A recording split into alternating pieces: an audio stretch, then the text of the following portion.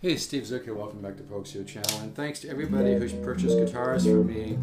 And would really help if you guys would go to ladeal.com, which I own, and maybe just click a few of those banner ads, which would help my AdSense program, and then I can offer even more freebies, and maybe even do some guitar giveaway stuff. So that would help me out. What I want to talk about here is creating augmented sounds, and I like to do these practices chromatically. Here's my A. I may not be right at concert pitch. So to get augmented sounds going, you get into things like this.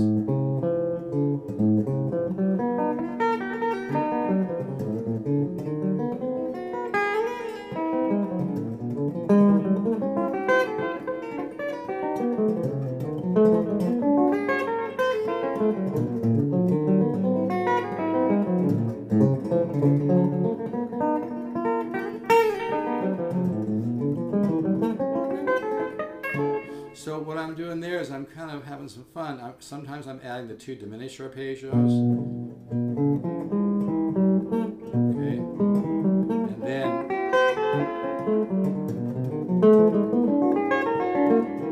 you can hear the way I'm trying to phrase it. I'm not just going.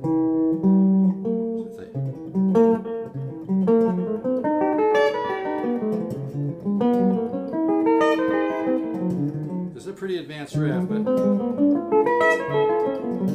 if you're an intermediate level player, and I'm sure you're doing some great stuff, you need to challenge yourself, and you'll go to the next level and then some. So, and this, you can also add this idea,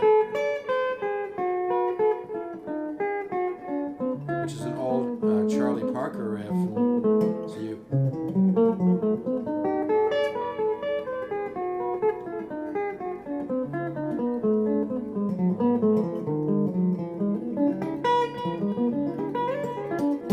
So you can do it like dotted eighths. Like I've heard Hiram Bullock, who's a great guitar player. He's not as well known as some other PT, but there's really only a few people that can get this much layering going and this much creativity and this much kind of bubble of different color and superimposing. I mean, Alan Holdsworth does it, obviously with more of a different kind of a tone, a different approach.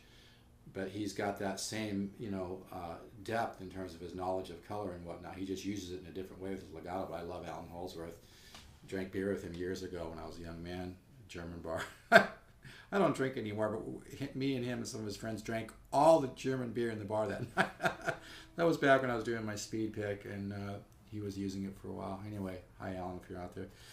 Anyway, but so the idea here is, like I said, Pat Metheny, Pat Martino, people like that use this kind of stuff. It's a matter of using a lot of color. It gets boring if you always just build your lines off of. I mean, if you're going to use, minor, major scales, whatever, you got to build little melodies off of them. But things get really interesting when you start superimposing and being more of an intervallic approach like this.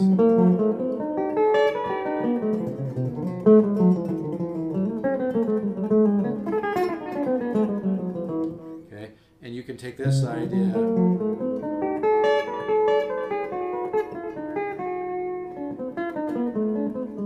Or like I mentioned Hiram Bullock a little bit ago because I saw him on TV once. I think it was a David Letterman show, do a riff like this.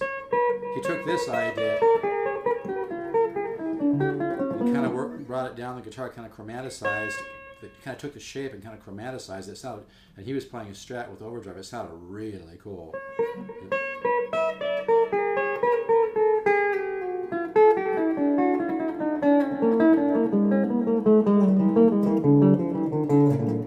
Imagine that kind of a riff cranked on a Strat, a vintage Strat with a big, huge amp. It sounded really sweet.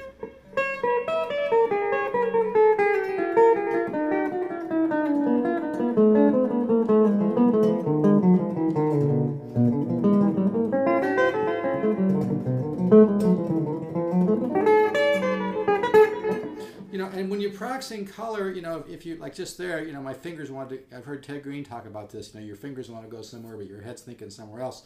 Damn it, you have to go with your fingers. And then that's what's so cool about this. You start to get phrase memory, and you realize that somebody else is playing through you, you know what I mean? That's a whole nother rap. But what it is you're learning to let go and let your subconscious play, okay? So anyway, so augmented ideas. Dotted eighths. Kind of chromaticize the first string. Two diminished arpeggios.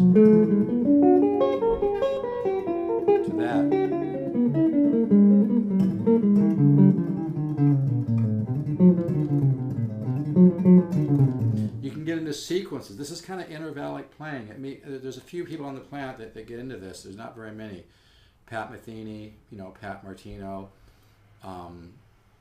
Obviously Wes Montgomery had a lot of color and was doing a lot of really, really cool stuff.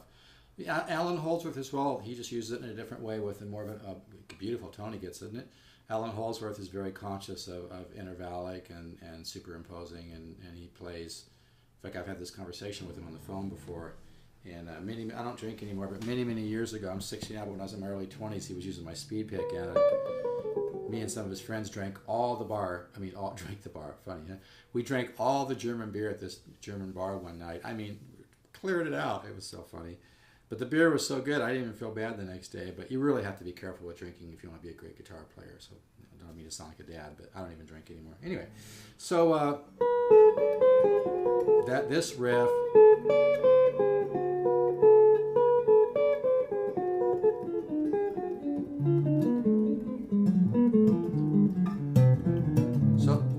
Talking about, this is really the basis of the whole guitar ladder system. What you practice on every day has a huge effect. You either have kind of average growth or you could have quantum leap growth. It's true, because when for instance, stuff like this, when you're doing this, you're really waking up your subconscious mind's going, whoa, what's this? You know what I mean?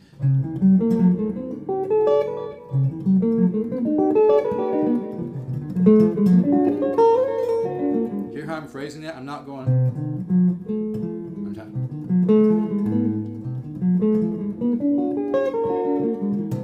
We're adding that.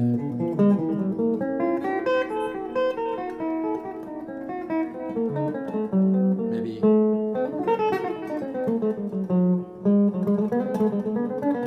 This is a riff I already put on YouTube.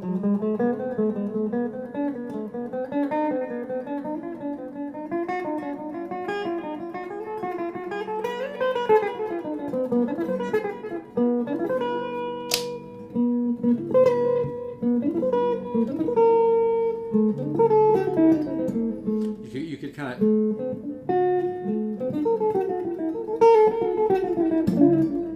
Anyway, I got to keep this short so it uploads. But yeah, worked augmented sounds.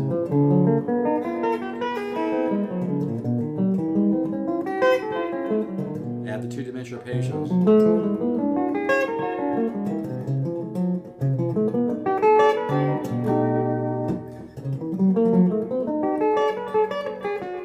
And then at the top of this, if you really want to challenge yourself, go into that Charlie Parker riff.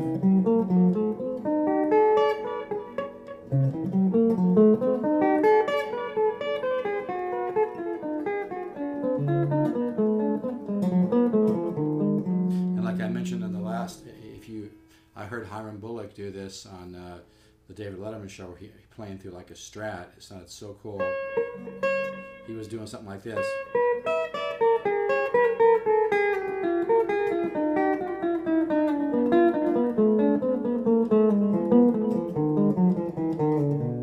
So the regular riff is.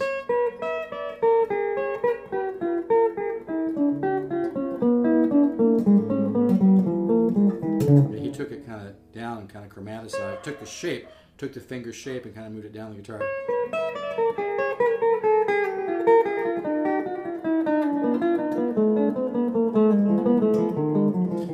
Imagine that on a vintage Strat going through a big, huge amp. It sounded really, really great. But anyway, so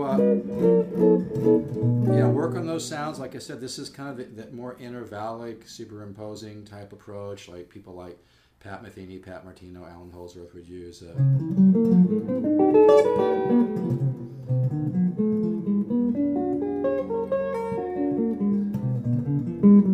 can kind of make a little sequence.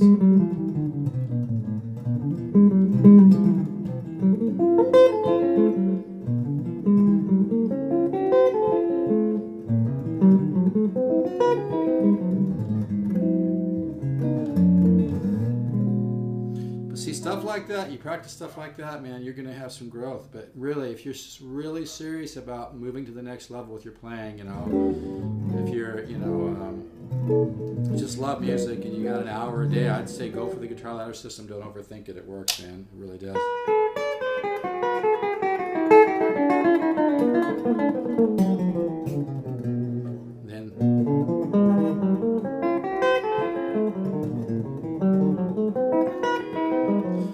it's the disciplined practice that yields the unconscious release. And I've had that conversation with Alan Holzer on the phone before. It's really true. If you just sit around, and get happy and just, kind of,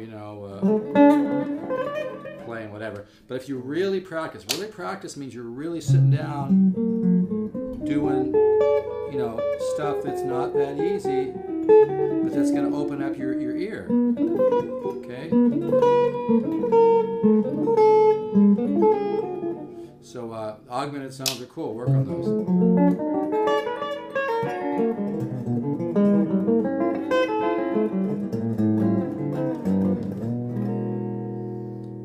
All right, take care, and I'll catch you on the next video.